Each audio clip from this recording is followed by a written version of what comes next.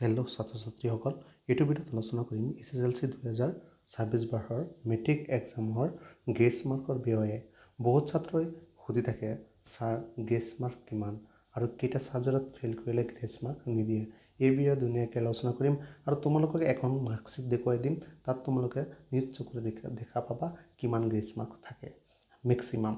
গতিকে তোমালোকে ভিডিঅ'টো অলপ স্কিপ নকৰাকৈ চাই থাকিবা আৰু যদি কিবা অসুবিধা আছে কমেণ্ট বক্সত কমেণ্ট কৰি জনাবা আৰু যদি প্ৰথমবাৰ আহিছা চেনেলটো ছাবস্ক্ৰাইব আৰু লাইক কৰিবলৈ নাপাহৰিবা আৰু কমেণ্ট কৰি কিন্তু জনাবা কিবা যদি অসুবিধা আছে, মই তোমালোকক ধুনীয়াকৈ ৰিপ্লাই দিম।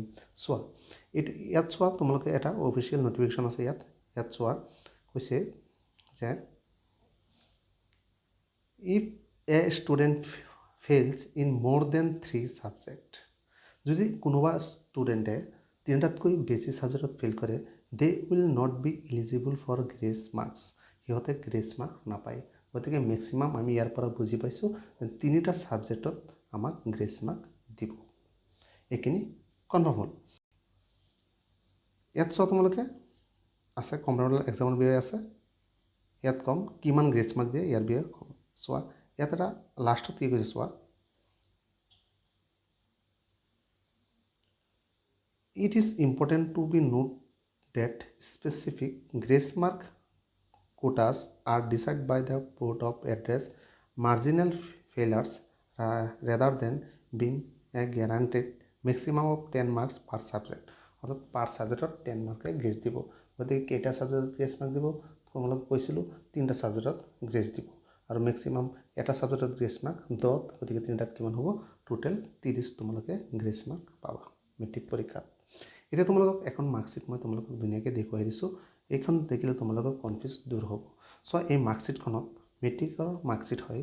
চোৱা, এইজন ছাত্ৰ 2টা ছাবজেক্টত ফেইল কৰিছে। এটাত 8 পাইছে আৰু এটাত 4 পাইছে। গতিকে 8 পাইছে, 8ৰ লগত 6 যোগ কৰিলে 14, সেইকাৰণে ইয়াত 6 গ্ৰেছ পাইছে। আৰু চোৱা, ইয়াত 4 পাইছে, 4ৰ লগত 10 যোগ কৰিলে 14, ইয়াত 10 গ্ৰেছ পাইছে। গতিকে চোৱা, পাৰ ছাবজেক্টত এজন ছাত্ৰই কিমান গ্ৰেছ মাৰ্ক পাইছে, গ্ৰেছ মাৰ্ক 10কে পাইছে, হয় নহয়? ইয়াত 10 পাইছে।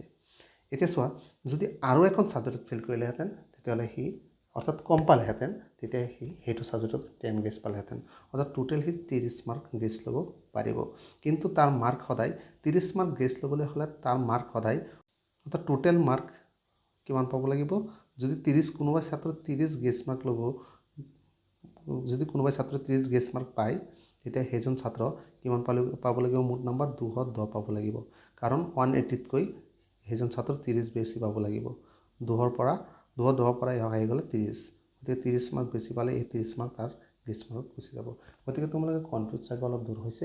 আৰু যদি কিবা অসুবিধা আছে কমেণ্ট বক্সত কমেণ্ট কৰি জনাবা।